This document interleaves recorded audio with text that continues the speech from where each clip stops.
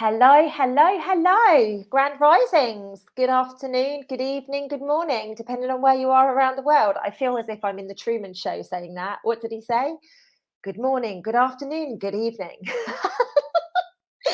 I feel as if I'm in the bloody Truman Show every single day at the moment, ladies and gents. How are we? I hope you're all absolutely sparkling on this glorious, glorious day here in England, in the south of England. It's stunning anyway. Let me know in the chat how the weather is with you. Let me know also if you've got any questions for the old man and I today. I can see him sat in the waiting room and he's going to be like, right, that's it. Rah, rah, rah, rah.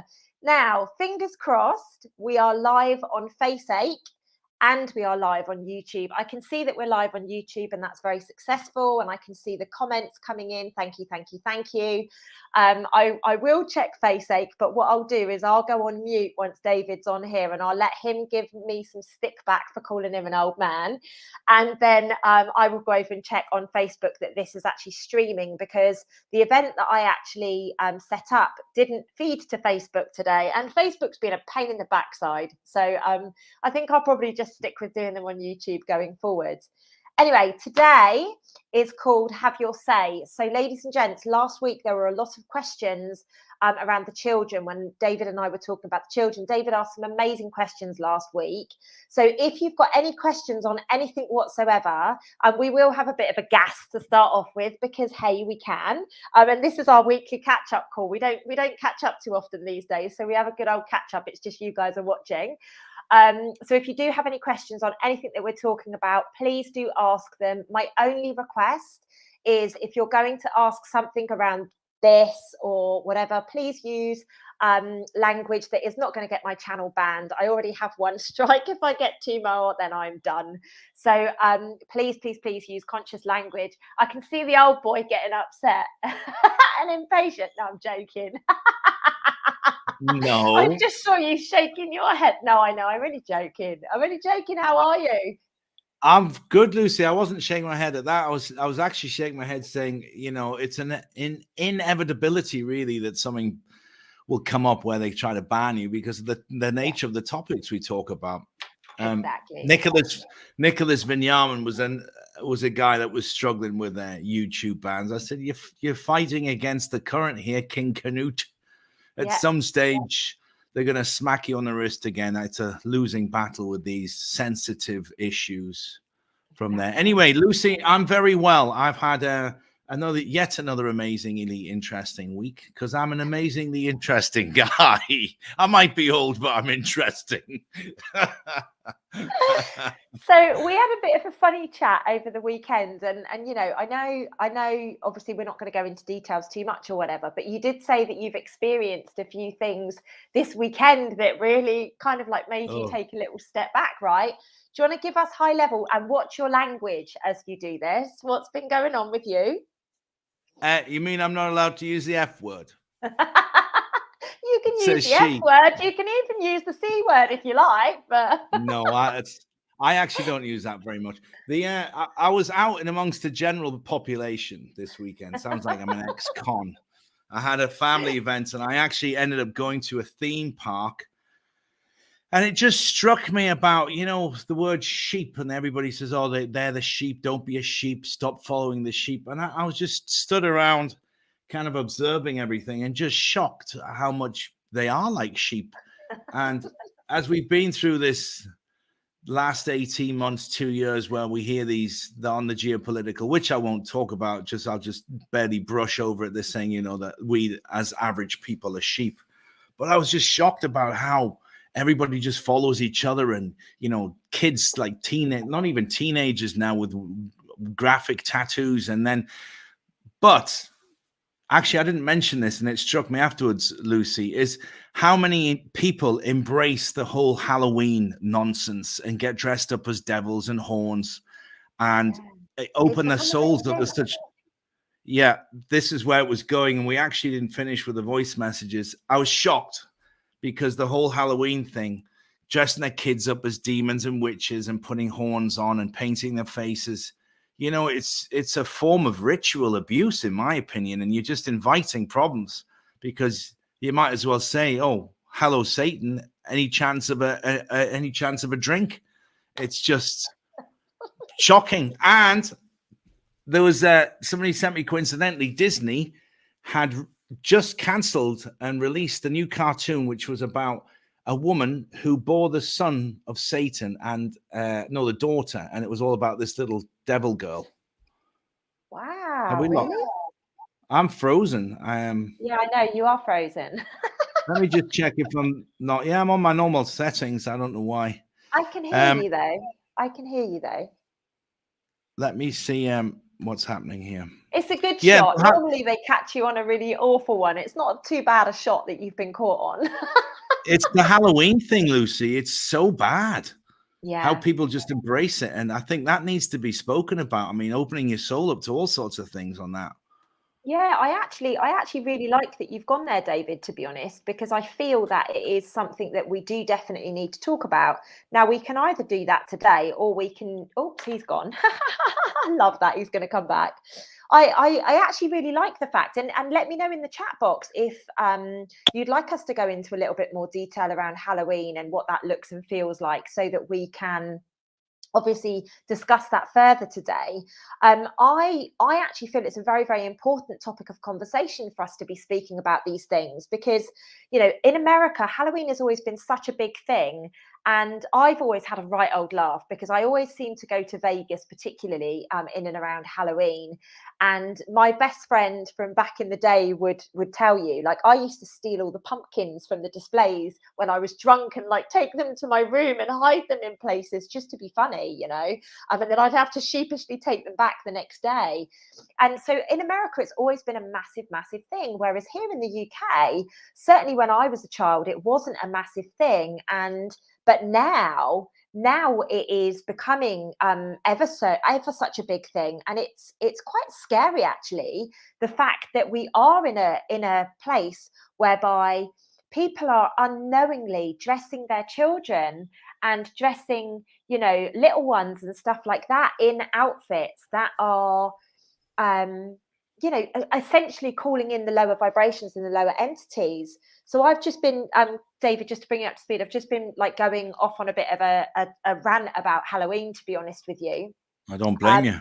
Because I think it's great that you brought it up. I always used to go to America in and around Halloween for one reason and another, you know, Vegas, places like that. And I was explaining that it's always been a massive thing over there, but here in the UK, and I'm not sure about Europe, but it's only become in recent years, it's become a massive, massive thing over here in the UK anyway. And I do feel it's a subject that we need to speak about, because we are essentially preying on lower entities. Now, if I had a child, and I'm just going to say this, what I would probably do is dress it up as a witch, because we know witches have been demonized. Okay, I wouldn't put it in a devil. I'd put it in a pumpkin or something like that, something that isn't actually attached. So they still feel as if they're involved in it, but we're not calling in that lower vibration. So I just wanted to give, you know, parents, and I love speaking about the children. We did this last week, didn't we? I love speaking about the children. This is my passion.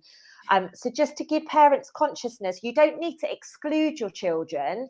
What you can do is you can set the intention that you're going to be doing this from fun and you're not getting involved in those lower vibrations. And you can, you know, dress them up in a pumpkin or something that isn't necessarily calling in the devil or the lower vibrations, because do remember that that's what they do during these periods of times. It's very much around energy harvesting. Oh, yeah. It turns out that my whoever was in the studio yesterday had unplugged my cord, so that damn thing shut down and restarted. So my apologies, guys. But I'm back.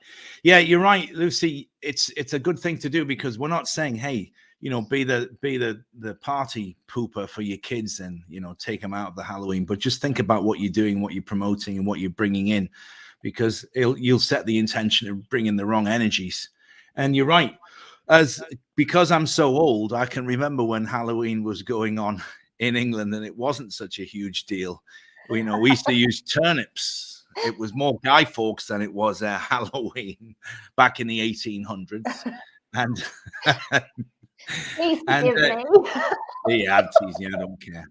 And it is a relatively new thing, but it's become popular through television and comics and all these other television shows that the American pop culture is ramming down our throats. And hamburgers and hot dogs can only go so far. I think it's important to keep your moral line straight.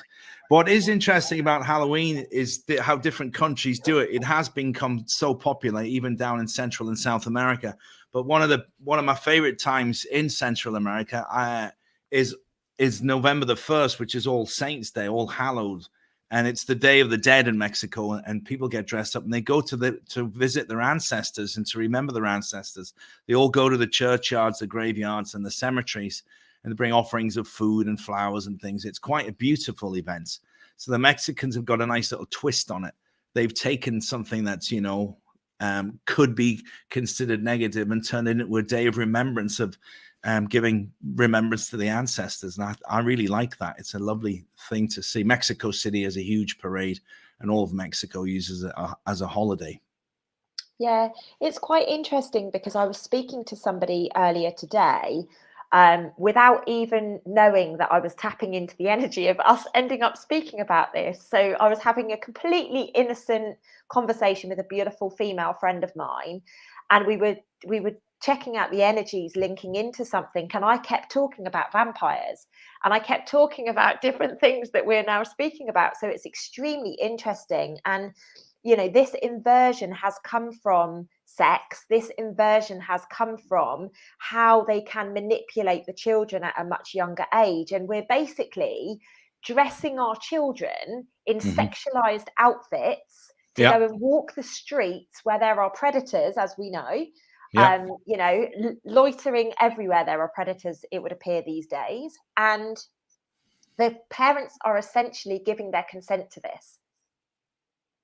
Yeah, it's terrible. I am a parent, and I remember seeing disturbing things. We'd walk. I remember cutting through some store somewhere, just cutting the corner instead of walking all the way around, and walking through the children's section and seeing tiny little T-shirts with a Play Bunny written on, stamped on there. And it became fashionable for a while, the whole Playboy logo for young girls. I mean, I'm talking 5, 6, and 7. And it's very easy not to think further down the road, which I actually talked about this with you when we were going to talk about what show, but you've got to watch what's coming over the horizon, guys, because a lot of the times you'll be able to predict things and be able to react with them. Great thing at school, Lucy, is make sure you get a copy of the curriculum that they're teaching, because the woke culture these days is very much aimed at sexually informing children, in my opinion, way too early. So just keeping an eye on how the trends are, the cartoons that your kids are watching. I've watched cartoons when I've seen the pedophile symbol in there. It's clean as day. It's a spiral shape and a triangle. It's not just propaganda that conspiracy theorists put out there. There are actually, if you look at all of the Disney cartoons, you can see phallic images and certainly sexual images that are subliminally implanted into children's minds to sexualize them at an early age, saying, okay, this is what women have to assume the role of being submissive in a relationship, and men, it's okay to have multiple girlfriends, lovers, partners. The education of things, it's all wrong. We know it's inverted, which is where we come in, Lucy Davis and myself, with some of the work we're doing. We're trying to get to all these places too. We're not trying.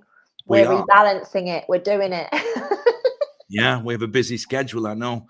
So yeah, Halloween, complete and utter load of bullshit. Don't buy into it. Keep your kids in something positive and make sure they know what it's all about. And I think telling them about the ancestors thing on the day after Halloween is a very nice thing to do. And if you wanted to start something like that, go to the churchyard, go to the graveyard where your ancestors are, and teach your kids about that. At least you could turn something of a holiday into a nice family tradition where you remember the dead. I think it's lovely because it's all so easy to forget it. I like that. And I think it's very important that we get aligned to turning these festivals or these, festivities back into something that we can align to and that we can make higher vibration. So for me personally, if I had children, I might have a party at my house, but make it, you know, BT's put his granddaughter chose to be a unicorn for Halloween. Great. Do you get what I mean? Great. Yeah. Like, let's change it up. Who sets the bloody rules with this? Like, that's the whole point of what we're doing here. And there are so many people out there that have been saying, oh, you know, we need to re-engineer politics. We need to redo the schooling system. We need to look at the medical system. How about we just look at everything that we're doing on a day-to-day basis, and we just look at how it's become inverted and whether it's actually aligned for our highest vibration or not. I think it's very, very important that we're doing that right now. Absolutely. It comes at you from all directions as well, and you get little flashes of intel. I had a conversation with 2 6-year-olds about something the other day, and they said, well, death, no big deal. We'll meet everybody when we see them all again in the afterlife, but when we come back, we're always the same family anyway. I was like, where'd you hear that from? And I didn't get to the bottom of it. It's something that they've picked up from television or from their parents. But I asked you about it, and you said, no, it's memory. And I tend David, to feel. I love it.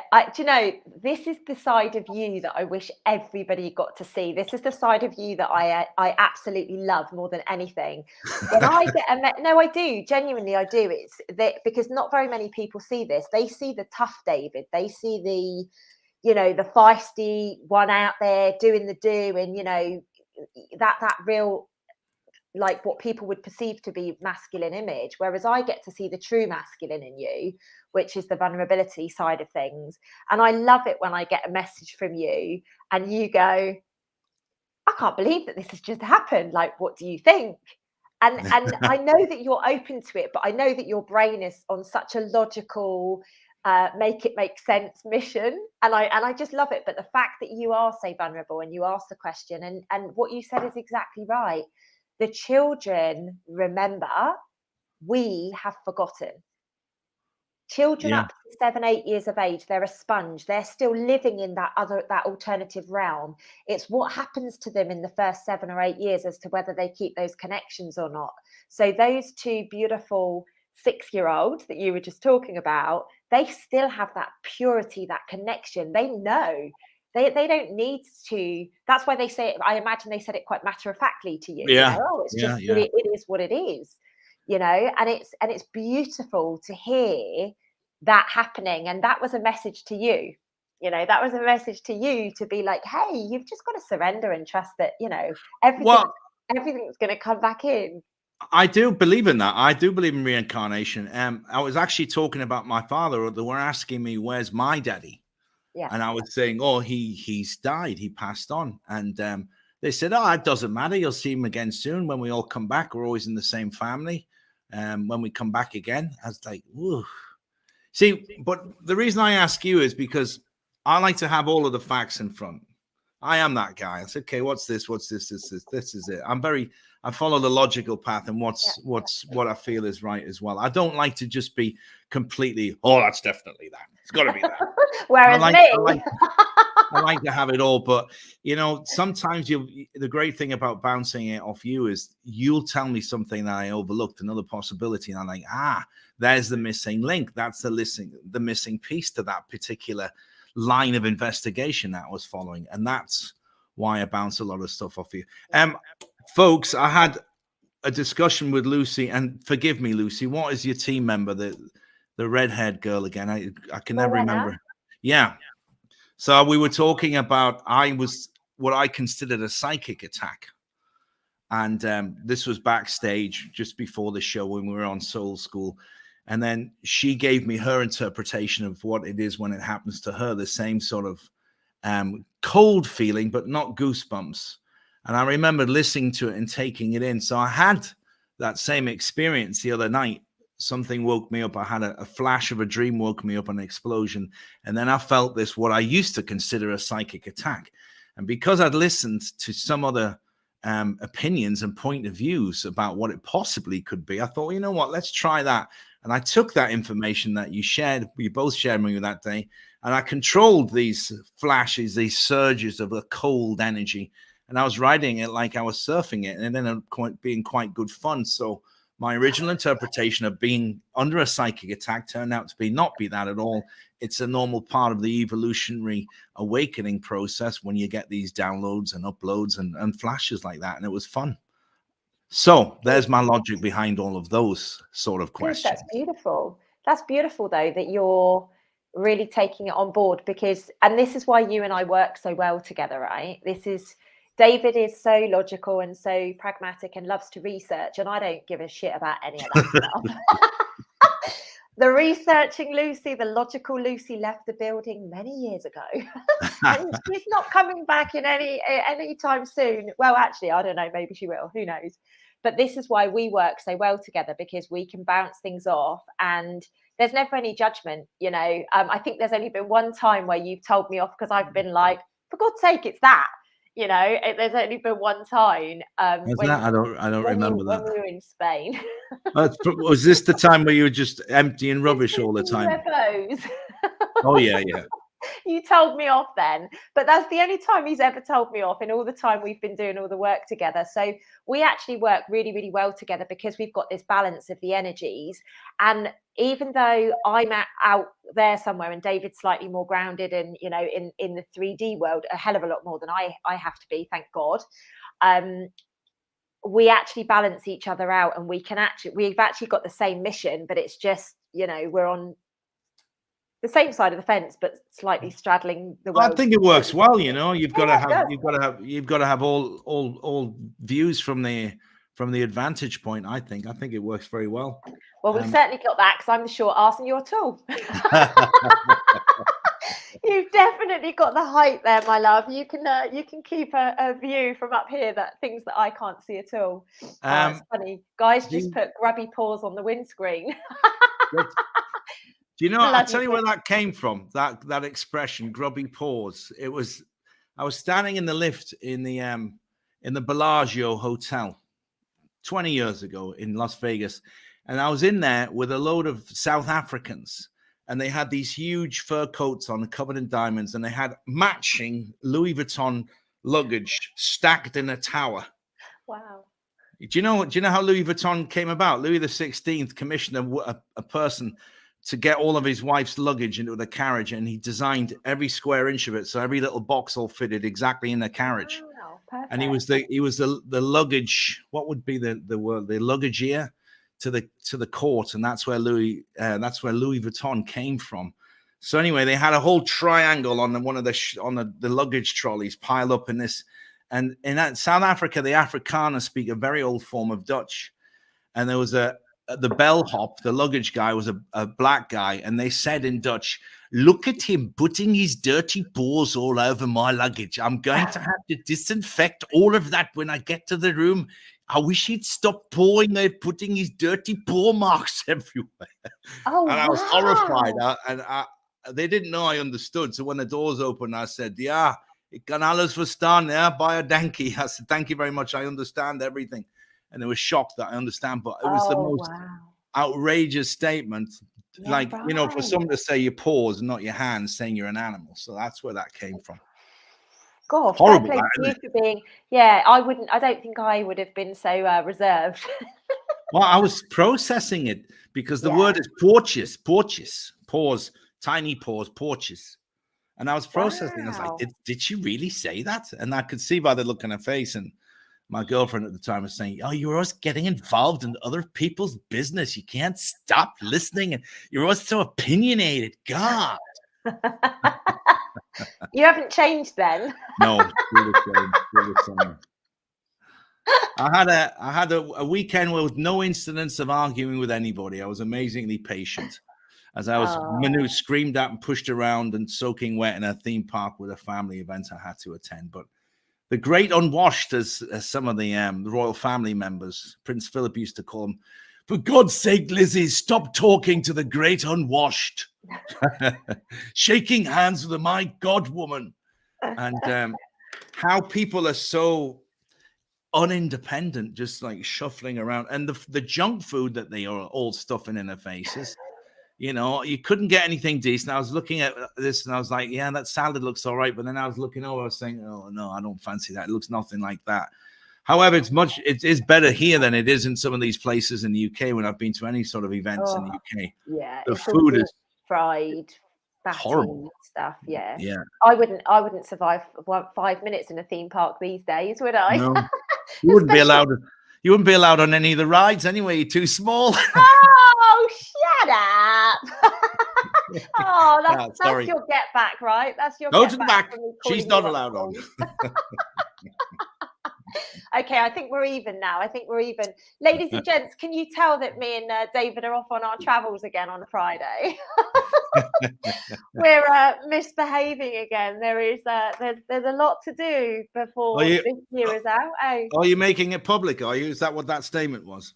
I'm not telling them where we're going. No, I know that. You never do. I don't mind that. I'm just saying you're actually announcing that we're off on another mission. We are. We're off. Yes, we are. I've actually been doing some work over the weekend just gone, locally to me, which has been really beautiful. That I'll share a little bit more about at another time. But it was extremely. I'll fill you in when I see you. But it was extremely powerful, the work that I did over the weekend. And I know I just dropped into conversation some of the energies I was clearing, and you were like, "Yep, as you do," you know. As you do, yeah. You're not going to say that name, no? Okay, yeah, I'm happy to. So I was actually doing quite a lot of work clearing Winston Churchill's mess this weekend. So yes, and I just dropped that into conversation with David, and he was like, "Oh yeah, of course, Lucy, Totally normal. as you do, you know, as you do, Winston just Churchill. crack on." Yeah, no Only problem. Winston Churchill.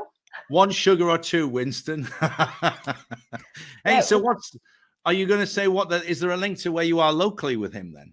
Or can you not talk about that either? I would rather talk about that once we've done the next bit, if that's okay. But I'm happy to come back and speak about that. Absolutely. If you remind me, I'll happily come back and do a video on that maybe in a few weeks once we've done what we need to do, because everything's linked. Mm-hmm. Okay, good. Now he's gone. Now he's like, what? That'll make the hours in the car next to you go very fast. We can share these intel together. Mahoney, the hours in the car go very quickly with me anyway, as you know. Well, not if we have to stop at every second petrol station for you to take the rubbish out that you've accumulated. It's off.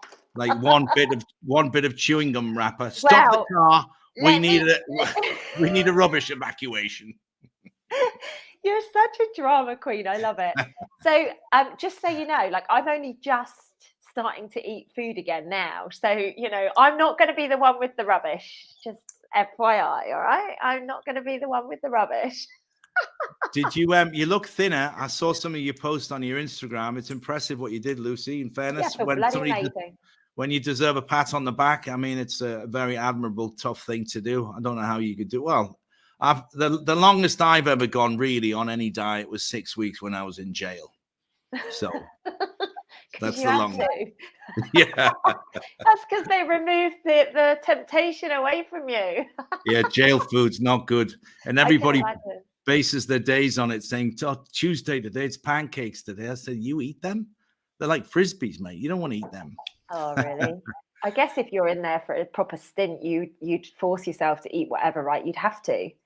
You have to. Everybody got in there. There was they all had this terrible chemical stink from them, which actually I was smelling amongst all of the jabbed yesterday. I kept getting this chemical cycle of, it's like a weird metallic chemical off smell. Every now and again, I was like, ugh. And then I remember a lot of people are now beginning to be able to smell the people that have walked into their local health clinics and taken advantage of the government's free offer 3-4 times. So yeah, it was the same in there because they were putting this chemical liquid into the drink there to subdue everybody's sex drive. It's called bromide. So I could smell that in everybody, and I told them, I said, don't drink that. It's full of chemical, mate. Wow. So Donna's got your number. The only reason you were on a diet is because there was no alcohol in jail. Yeah.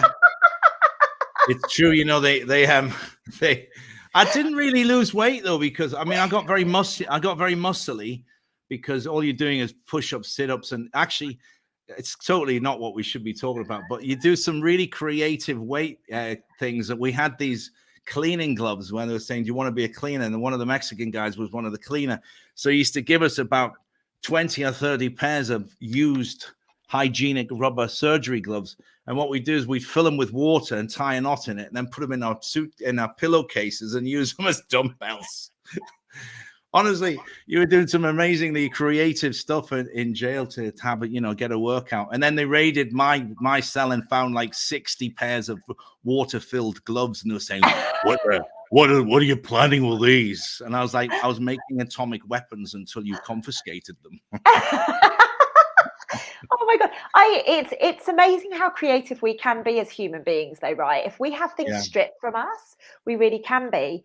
And, just going on from that a little bit, it was 14 days I was doing my fasting for. And it's amazing what your body can continue to do without food. It's amazing what you can continue to do without all of the niceties that we have around us.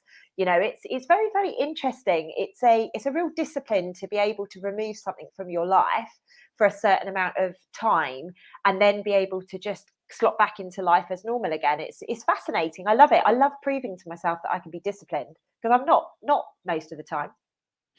And well, I think everything is in moderation, really. What the weirdest thing is, when I was 40, I had a big film to do then. I've forgotten what it was, and I had to drop a load of weight.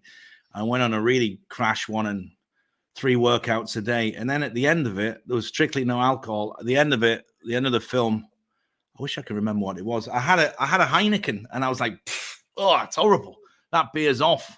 So I sent it back, and then I got a Corona, and it was the same chemical, weird yeast taste off it. Like your whole body just, once it's not accustomed to it. And, I remember for weeks not drinking beer. And of course, then, you have one and another one and slip back into it. And then you convince yourself to just take in the chemicals, take in the yeast, like just have another one. Honestly, you'll soon get used to it. I'm not much of a beer drinker. 1 or 2, I prefer wine. It kills a thirst. There's only water and beer will really kill your thirst properly. Cider's not bad, as you know. The only time I ever used to drink cider was when I used to go to festivals. I used to get a pint of cider and just guzzle it. Yeah. But that's a long time ago now. I haven't been to a festival in a very, very, very long time, I can never go to those. I never realized I've always detested clubs and bars and any festivals like that. So during my aviation days, during the training, you go for sight and hearing test. And my hearing was, they said around between 4 and 6% above average. I was like, oh, that's why I'm always telling people, will you turn the TV down? What's the matter with you? I could never take it. My hearing's really, really good. You might not think it because sometimes I don't listen to you, but that's selective hearing. And you heard it here first. He is admitting to the fact that he zones out when he feels like it. But then if I was to do that. What's that, Lucy? Unless I'm being told that I've yet another trauma that I wasn't aware of, I like to tie my shoelaces in double knots when I'm riding motorcycles in case it comes off and it wraps around the gear and goes inside the chain. Motorcycle? And then, that's trauma. You have trauma. That's why you're tying your shoes in double knots. No. I wasn't going there. You finish your story and then I'm going to ask you a question on motorcycles. No, that was it. I'm just saying it's very funny because you could really turn that into a weapon, convincing everything that, every question that comes up with is traumatized trauma. Well, most of it is, but this is trauma. So what did you decide on the bike? I'm selling all my motorcycles. Hey, well done. You're starting to release the attachments. Well done. Yeah. Mahoney. One of them is possessed by the demon. It keeps trying to kill me. So that one's definitely going. Good. And then I took the other one for a blast. And I just thought the problem with bikes, Lucy, is it's not relaxing. It used to be relaxing because you're like cruising around. But you have to watch so much that's going on. I just thought this is exhausting. It's not like, so I don't need it. I do like bikes. Game, Mahoney. That's what? What? I said it's a young man's game, Mahoney. Yeah. When your eyes work well. It's no good having good hearing if your eyes aren't working and you're just not on the ball. No, my eyes are on the turn now. I know they are. They're on the turn. It drives me mad. Sometimes on like the end of a long day, I'll have to put on a pair of 1.5 if there's any lying around. But no, I just thought this is boring. It's not boring. It's just not relaxing. Motorcycles. So I'm going to sell them all now. I'm so proud of you. All 27 of them. I'm so proud of you, honestly. I feel as if my nagging when I was in Spain with you has finally paid off. And I left, what, how long ago? A month ago? Is it a month? Is it a month? So, yeah. No, it's just not. It's just not relaxing. And for the amount of the work schedule I've got, I want to be doing something that's relaxing, that I can just unwind and switch off. I'm not like thinking, oh God, what's that guy gonna do? Oh, swiping, especially in this country. For anybody that's been to Spain, a lot of people here, they drink this drink in the morning called cola cow, which is basically a hot chocolate powder that they put in milk. And even adults have a cola cow in the morning. You see them pouring a sachet of cocoa powder into the warmed milk. And I figured out that's where they get their driving licenses from in Spain. They cut the coupon off the back of the cola cow packet and they send it in and get a free driving license, because none of these guys know how to drive. There's no such thing as an indicator, a turn signal in Spain. It's just like, do you remember? No one uses it. It's like, where's this guy going to go now? Just expect him to do something stupid, Lucy. Oh, there he is. He just cuts across right across the roundabout. Yeah, you still trusted me to drive a big part of the way. You are a good driver. I will give you that. I could sleep in the car with you driving. Thank you. That's a big compliment. We've got a guy on. Guy was at Soul School with us, and he drives an articulated lorry. And something I've got to share this because Guy's messaged me a few times since Soul School because he's had some beautiful, beautiful experiences, and I think you might like this one, David. Yeah. So Guy was driving. Guy. Absolutely. Yeah. Guy was driving along in his lorry, and it ended up breaking down. And basically, for the first time in his 18-year career of driving lorries, people stopped to ask him if he needed help. And that's because his heart coherence was so out there and he was setting the intention, and his heart was so wide that people were like, wow, we need to stop and check if this person's okay. And I think that's a really, really beautiful testimony for Soul School, first and foremost, but also the fact that this stuff works. It really does work. Guy had his heart, the electromagnetic field opened so wide from Soul School that he was impacting people that didn't even know him that were driving cars. How beautiful is that? That is good though. Powerful and right? the other thing is to be able to identify what it is as well. Yeah. There's the other part of the coin, the flip side, to not only to manifest and make that come forward, is to understand it and recognize it. And bring it to light and praise it for what it is. That's great stuff. Exactly. So Guy could have easily gone, oh, I'm angry and this and that, but instead, I don't know. I'm assuming what he did was go, okay, this is bloody inconvenient. And then because of the heart coherence that he had put himself, the state that he'd put himself into and the connection that he'd got, he was able to bring people into him to help him on his journey and ask if he needed anything, which is beautiful. How many times would you stop? And I know you would, because you're like that. You like to fix things, but I wouldn't stop and ask somebody. I wouldn't stop and ask somebody generally because of one reason and another. Maybe because I'm usually in the car on my own driving, but I would like to. I've often stopped for women. If I see women broken down, I stop. I give them any water that I've got in the car and food, and I call people and do whatever. I mean, I've got no idea what is going on. Well, I mean, where are you? I'll give you an example, David Mahoney. Are you in the Outer Hebrides in Scotland, where you're miles away from civilization? Listen to this. So I was on the way back from Glastonbury with a couple of girls in my car. A couple of girls from my team. We'd been down there doing the work. It was literally just before I was flying over to you. And we'd been down there doing some work. And on the way back, I saw this woman chugging along in her car. And I overtook her, and then I slowed down because she had two children in the back. So I pulled over and then went to her and asked if she needed some help. And basically, like, her exhaust had fallen off her car. I don't know. I can't do anything to help that. But what I did do is offer her my phone. I gave her a big bottle of water like this that I had in the car for her and her children, because I don't know how long she was going to be sat there for, and offered them some food and stuff, because I can't offer to fix the car because I have got no clue. However, if you can let especially, and I know it sounds a bit sexist, but if you can let a woman and her 2 children know that there's a few of you there that will help and support and hold space and whatever, I think it makes a heck of a difference. It really does. What sort of sandwiches did you have on offer? Wouldn't that have been Sorry. funny if you said you want some food? She just said, "Well, what have you got?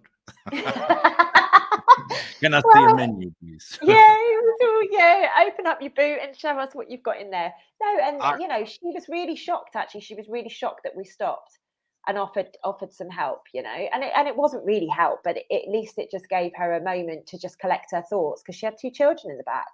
yeah, we used to all do this sort of helping your neighbor idea. This ideology has been bred out of us now because we're terrified of strangers. Don't talk to strangers. Could be a killer. The Yorkshire Ripper could be, all of this. And America's even worse. The strangest thing in the States, 2 little stories. We were driving. I was with my younger brother who lives in San Diego, and we were driving through San Diego, and there was a minivan, and it was a Mexican guy, really well dressed, trying to push it off the street, and everybody was blowing the horns, driving around him, and he was really stressed out. So we pulled over he had a big truck, and he's a big fella, my brother as well. So the people that were passing by, we gave them, shut up, man, when you get out, you can't help you. So it turned out he was on his way to church, and he had all his family in the minivan. So we helped him push it around the corner.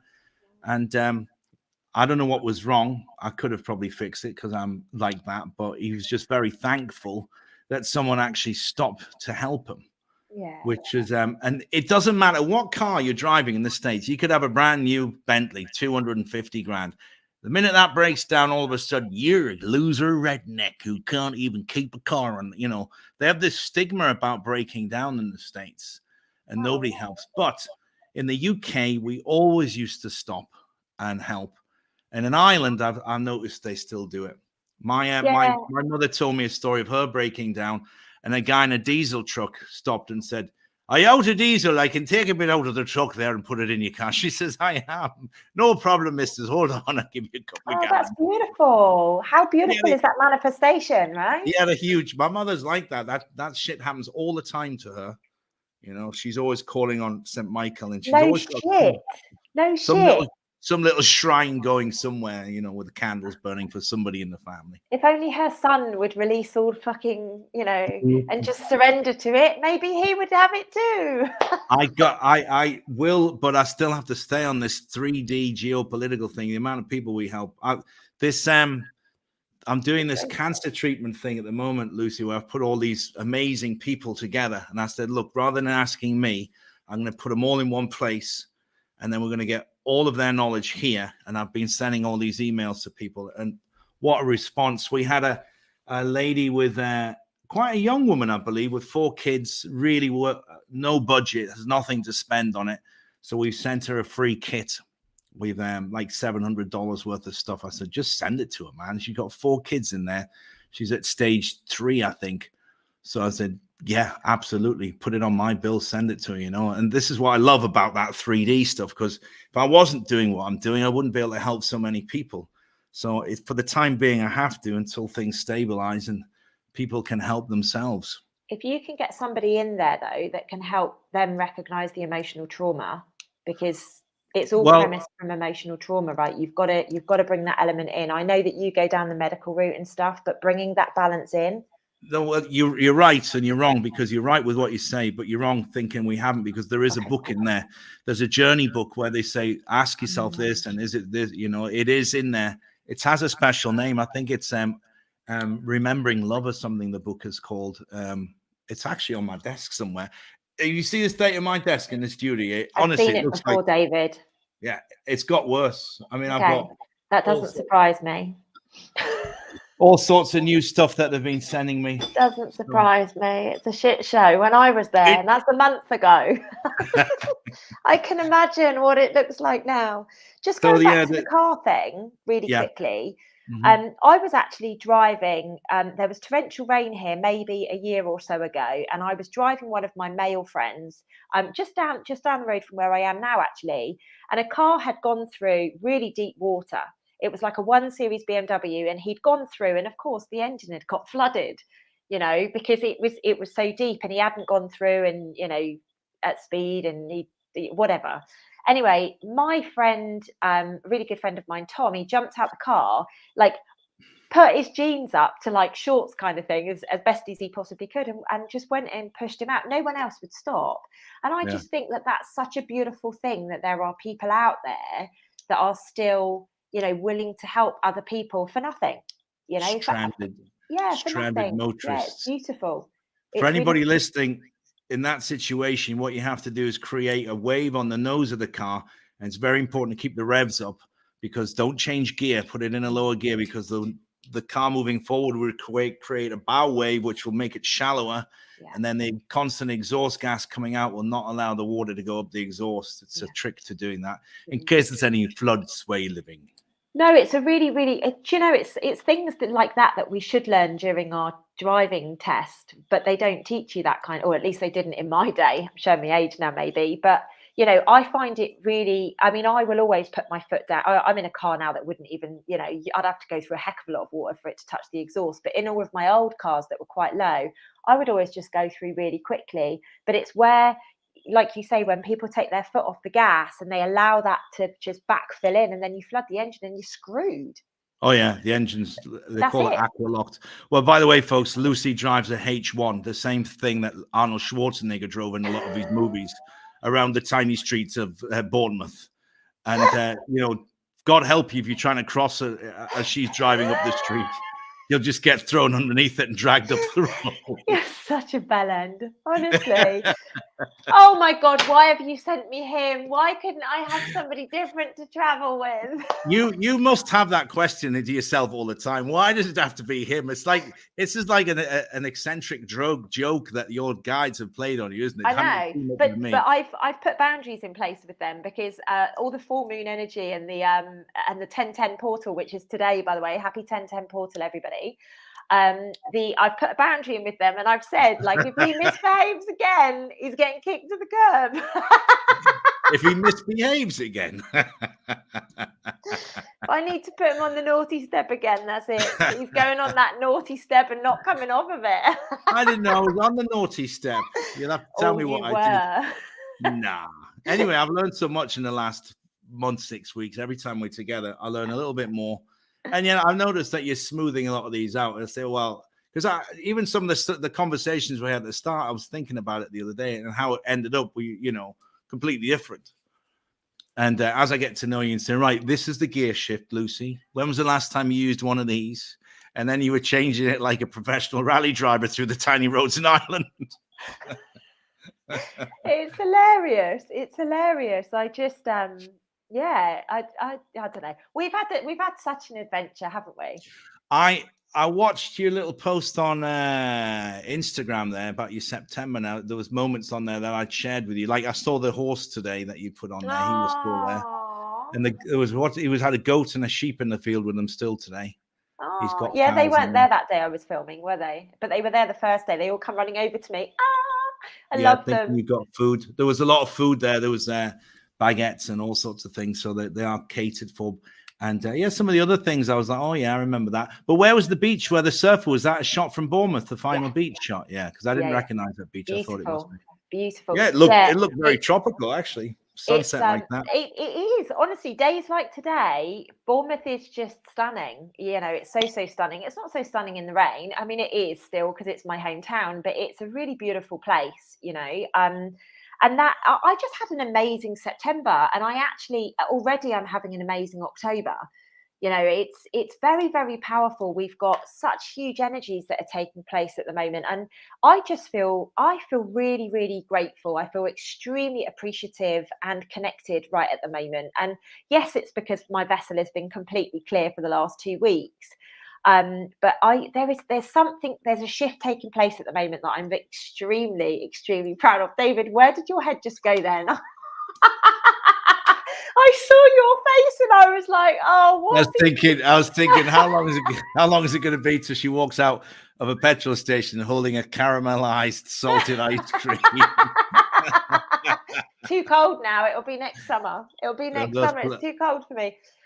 But there is tropical adventures incoming, so maybe sooner. Who knows? So we've got. Go on. Do you think, Lucy, speaking of this, is a serious question now. I know people find it hard to believe. You never know where I'm going to go. This is a great thing about interviews with you. I never know what's going to come out of your mouth. Do you feel like time is speeding up, though? It feels very fast. Good question. And yes. Let me answer that. And then Linda, I will come to you because Linda's asked a question about 1010 portal. So we'll go over that in a minute. But I'll start with your question, David, because it's a bloody good question again. I like it when you ask good questions. Can you do this more often? No. Stubbornness kicking in now. No, whatever you want, woman, you can't have. Do one. Right. So it's a very good observation that you've made there, Mr. 3D Mahoney. So basically, linear time at the moment is collapsing. That's the whole point of the veil collapsing. We are going to be at a point very, very, very soon, and I mean very soon. I feel it's going to be by the end of this year. Like literally, I feel it's going to be the end of this year, whereby we have to choose where we are going to either go to a world where time no longer exists. And if you want to go to sleep, you'll go to sleep. If you want to get up and go exercising, you'll do that. Like literally, the linear time will completely collapse. Or you will stay in a world where you want the rigidity. Okay, you want the the timings, and that's what I'm calling the 3D world. So I feel that choice is going to be very, very soon because the fact that time is speeding up so quickly. And the reason that's happening is because if you believe it's a planet, it's a planet. If you believe it's flat, it's flat. But either way, it's moving. Whatever your belief system is for that, it's moving. And because we're moving into a frequency that is much higher, i.e., this is why we're having to dissipate all of the heaviness, the anger, the hurt, the frustration, exactly as I said that, it clicked on 111. I was like, oh, there you go. That's proof if ever we needed it. Because we're shifting physically through higher vibrations, the lower vibrational stuff has to go, which is why everybody's shedding right now. Everybody's going on their healing journeys. Everyone's being faced with choices. And for me, it is about a choice. If you want time to collapse, which I am more than up for, I don't wear a watch. I don't have any clocks in my place other than on my cooker. That's the only clock, and obviously my phone. Other than that, I have no clocks because I'm not interested in the time. If I feel I need to rest, I go rest. If I feel I want to watch TV, which is never, but I'll watch TV. If I want to do an interview, I'll do it. The only thing that I've still got linked to time is my clients or interviews. That's it. I don't have any other attachment to time whatsoever. And it's about surrendering this. So as we're speeding up, people are having to be faced with the choice. Do I want to stick with this or do I want to surrender it? And you might notice that back in the day, you used to be able to get a lot more done in a day. Have you noticed that? Yeah. That's because time is changing. I've never been into it. I have a watch that my ex-girlfriend bought me probably a good 15 years ago, and it's up somewhere in the studio, and I never wear a watch, and I got given 2 watches and I don't wear them. I gave them both away. I've never liked them. I don't like the watch, the whole look at the time. I actually Googled when the clock is going to change because it's dark in the mornings, it's the end of the month. Yeah. On Halloween it changes, funny enough. Funny that. Yeah, and I don't know if that's the same date each year, 31st, and then it's March as well. Is it the same every year? I don't know. It's normally a Sunday, isn't it? It's normally a Sunday that the clocks change. So whatever that last Sunday is, so it'll be the 30th here. British summertime ends on the 30th of October here in the UK. Yeah. So Halloween's the 31st, so it's the day before. So yeah, all right, yeah. nothing in that. But it's shifting, and then we step into that. And also, Huna talked about the Gregorian calendar being all wrong. They put extra days in there. And he also said, Huna Mayuta Taki, for those who don't know him, a guy that we know very well. He told me a nice story about when he was growing up in the Maori traditions. Nobody looked at the calendar, what month it is, what day it is. They just used to notice when things had changed, when the animals would migrate or they'd do something different. I think that's beautiful. Yeah, it is. It's stunning. And actually we could use the sun as to what time it is and things like that. And I just feel that we are, as much as we're stepping forwards into a much more interdimensional world, we're actually going backwards as well into a much more basic and simplistic living, which for me, I'm happy about, I'm happy about that. It's a beautiful sight to watch the annual migration of the rats leaving the sinking ship. So really good question that you asked there. I'm just going to go back to Linda's question. I think it was Linda, around the 1010 portal. So there's lots of different portals spread throughout the year, and this one I wouldn't normally talk about 1010 portal, but this year today is very much around a unity. It's around unification energy. So it's very much around love. It's very much about coming together. It's very much around pulling the love vibration to the surface, and very much a twin flame energy as well. There's a massive surge of twin flames that are coming online in and around now, which is actually going to change the dynamic of the world that we're living in right now. Obviously, a lot of these people as twin flames won't even know that they're twin flames. It's completely irrelevant. It's just the energy that they're bringing through of love and their counterpart and things like that. This portal is very powerful. Actually, in my Facebook group and in my Telegram group today, I have said that at 10 o'clock this evening, so 10 o'clock UK time, I am going to be doing an individual meditation. So I'm going to be doing it on my own. So you guys can join me, but we just set the intention that we're going to be bringing unification and unity and love and light and healing and balance, particularly balance, which is what David and I predominantly, that's the work that we are here to do together, is to balance the energies. So it's quite interesting that today's video fell on this portal when it is all about balancing the energy. So I'm going to be doing that at 10 o'clock. If you want to join, literally just set the intention that you'll meet me out there somewhere in the wilderness, and we will connect and we will bring in the energy to unify and bring this love to the surface a lot more. There's a question there for me. Is there a mini Mahoney out there? Well, I wouldn't say he's mini. He's as big as me. He's a good lad. He was with us in Spain. He was visiting me from Argentina. I keep him hidden away from the public eye. He's a good lad. He's a good lad. So yeah, he's a man now. He's not a mini me anymore. But I've used him in films. There was one scene we did where he was underneath a car, and then I came out from underneath it. So it's like, I've had this car for 25 years. It's a spitting image of me when I was younger. A bit more handsome. He's a bit better looking, but his hairline is receding a little earlier than mine. I've been lucky with mine. And when I had my I got a free genetic test done, and it said I was what's the word? Prone to, there was another word they used, but prone to early baldness and diabetes. I was like, are you sure this is the right one? That should be a big fat ball geezer by now. So yeah, there is a mini. Diabetes might be a possibility with you. Yeah, I mean, not showing any of the. You're not balding though, not at all. No, I'm just lazy. I haven't been in the gym in a year, but I finally got another. We went to that 3D event that you said the other night. And I had to wear a suit. It was killing. I hate wearing suits. It's like, oh, people normally ask me where the toilets are, and my handbag's been stolen because they think I'm security when I'm in a suit. You're a giant. I was in the Royal Albert Hall once, dressed in an event in a tuxedo, and it's one continuous circle. Have you been in there before? Yes. So. Yeah, I was just out there because I didn't like the music going on. And these two drunk girls said, can you tell me where the toilets are? I just said, yeah, go straight down to the end of the corridor and turn right. And 15 minutes later, they came back around again saying, we must have missed it. You're a shit, aren't you? Those poor girls, they were probably in skyscraper heels as well. Oh, they were. Yeah. You meanie. Absolutely, they were, yeah. You meanie. Well, Mr. Mahoney, we've done our hour, so I'm going to... No way, is it an hour already? Holy cow. I know, right? It's crazy. It's crazy how quickly time flies when you're having fun with me. It's speeded up. That's what I'm saying. Time speeds up. So I will look forward to seeing you. Am I allowed to say when? You're going to see me on Friday. I'll see you Friday. How will I recognize this new Lucy that's just come off the diet?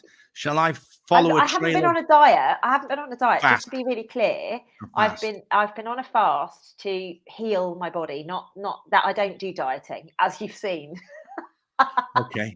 So I'll go to the cleanest part of the airport where there's absolutely no rubbish anywhere. Well, what I would do is, as you arrive, I would just look for the person that it's probably a lot skinnier than the last time you saw them. I'm going to put a message out. Will Lucy Davis please come to information, please? Well, your pickup is ready. I'm glad you used the word pickup. Pickup. Where your pickup, where Yeah, your you journey can begins. pick me up then. Yeah, brilliant. Okay. Somehow I feel cheated out of time now. I don't think that. Are you sure that was only an hour? Have you put the clocks forward? do you want to chat some more? No, it's all right. I'll go off now. I'm going to go and pick my guitar up and play a bit of guitar, check my emails, and then I'm going to go for dinner. That's my plan tonight. You've got me onto yourself from Friday. I Yeah. can chew your ears off on Friday. And when you start bitching and whinging about it, I'm going to say to you, hey, hang on a minute. You wanted longer time on Monday. You wanted it. You wanted it. You got it. You wanted longer time. I'm looking forward to it. We've got some very important work, all seriousness. We've got some very important work. And Lucy, I'm very pleased that we have been teamed up because the work is so important. And I absolutely thrive once we do get in that zone. It's like, right, this is what we've been put here to do. And it's so amazing, the buzz. And then when something else happens, something else, more codes coming in. It's so good. And we're the lucky ones. I'll leave it like this, Lucy. We are the lucky ones. We've identified, or we have been shown our life missions. And I wish I could have that same feeling and put it in a bottle and distribute it to people. Maybe we should say that. Funny you say that. The second Soul School is going to really help people with that. On that, to identify their mission. Yeah, I think it's very important. And also I will start your course now. I've had some other interviews free up. This weekly travel to Seville, those contracts are now good. They're done, legally stamped. So I've got more time to start that. And I think it's an important step for people to do that enrollment or that little course first before you get there. Yeah. It's going to be great. I'm looking forward to this, Mahoney. David's about to go on a bloody rocket. Yeah, I hope so. I'm very privileged. Very privileged. I'm blessed. It's made my soul feel very happy, the fact that you have brought that up and I don't need to bring it up, because which part? The fact that you're going to start the course. Oh yeah. No, I need to. Because I went in there a little bit blind last time, and I felt shortchanged, but it was my own fault. You're not doing the course that we recommended last time. You're doing, so just so you know, everyone, David is going to go through the 8-week program called Self-Love Mastery. And it's basically about self-mastery. So David's going to go through that program and he can share his experiences in a few months once it's done, because he's going to hate me for part of it. Fact. I've managed his expectations, and because I work with him, I'm not going to be taking him through the program. One of my beautiful coaches will take him through, she's amazing, and I'm going to get her to take him through it, because obviously David and I need to maintain a level of getting other stuff done, and he's going to hate me anyway, because he knows it's me that's designed the program, and he'll see my face through lots of videos and stuff. But there is going to be lots of triggering and stuff like that. So I'm really excited for you, actually, David. I'm really, really, really excited for you. And what I'll do is I'll get you guys introduced so that you guys can pick a date to start that whenever it's convenient for you both.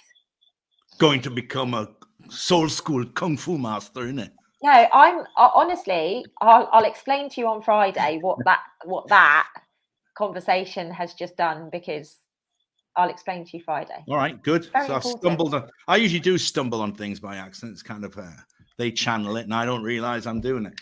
David Lucy is going to be on a rocket, and it's going to be an exciting rocket for everybody else to witness. I'll see you Friday, but we'll chat before then. And guys, thank you very much. If you need to get in touch with me, all my propaganda is in the screen there. mahoneydavidg@gmail.com if you got any questions, or just send them to Lucy and she'll vent them for me. Yeah, in fact, just email the shit out of Lucy. Piss off. Piss off. No, all of David's details will be in the description as always. And if you need to get hold of me for any reason, that will be in the description as well, guys. All right. Love you to the moon and stars. We'll catch you next week, guys. See you Friday. See you David. guys. Bye-bye. Bye.